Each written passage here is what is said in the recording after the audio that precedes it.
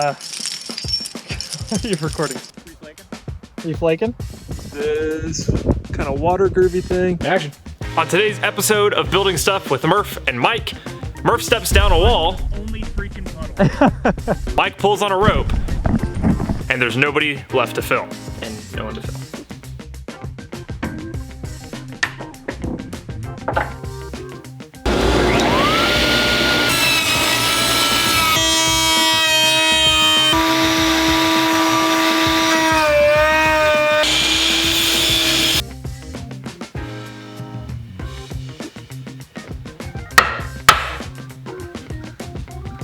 Contact.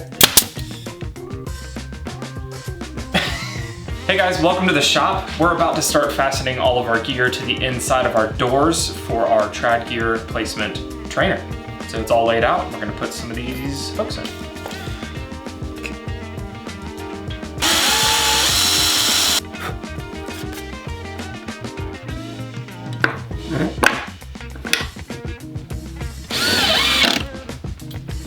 Action.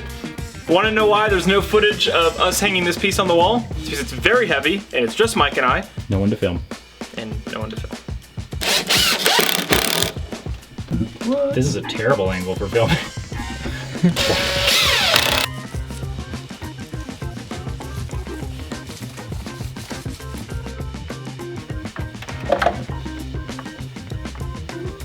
Well, this is it. This is the finished trad gear trainer. Let's open it up and look inside, and we'll talk about some of its cool little quirks and features. So the cool thing that we've done here is we've got just such a variety of placements that are available. We've got a storage area for the inside, so we can hang our cams and nuts and various other things, as well as hanging them, inside on the cracks. If you look at this cam a little bit closer, you can see as you squeeze it, you're looking for the cam lobes to be mostly contracted. You don't want them all the way pulled in like this. That's not as good because it takes away from the surface area and you can get your cam stuck. So we're looking for somewhere in this kind of range out to maybe here. So this is a tri-cam. This is the red tri-cam. They're cool because they have two modes. The one is if you use it as a passive placement, so just like our nut up here, we could place it in like so. You can also use it in camming mode or active mode, which is where you flip the sling into this groove. So now, as we place the tri-cam inside of this slot here, you can see that its nose is facing down, and as we pull, it's gonna drive the nose into this rock and pull the back of the cam up into the next rock, so it's not coming out. So here I've placed the red tri-cam, and actually Mike and I went climbing not too long ago at a place called Laurel Knob, and one of the key pieces of gear as you pull the crux or the hardest part of the climb is a tri-cam. Hey Murph, where are we at? We are at the top of pitch 2 of the climb seconds on Laurel Knob. We've got probably about 200 feet of climbing we've done. Probably about 800 more to go. You can see Murph, I'm cleaning the route. Murph's up there. Awkward. Murph's placed a little tri-cam right here in this nice little pocket. It's got some water in it, but nice and solid. We're here at the crux of the route. Murph, hi. What do you think our elevation is? High. Sure.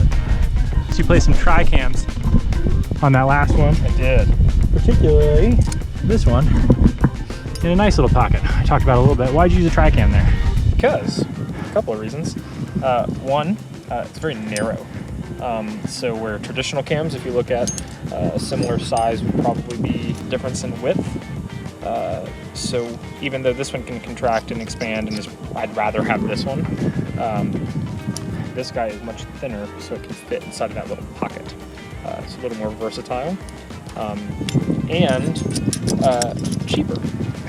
While we were out climbing, not the specific one, but a green cam. Of course, this is a Trango 5, and I placed a .75 by Black Diamond That'd be a sturdy old placement, especially since it kind of curves in here. There's no chance of this cam walking upwards. Pitch 4, we're going into this here crack, and we're looking for a good placement, which is gonna mean cam lobes are all engaged. We've got good constriction in the rock. We are psyched for you to come out and practice and learn on this trad placement board. Come check it out, and we'll see you in summer of 2021.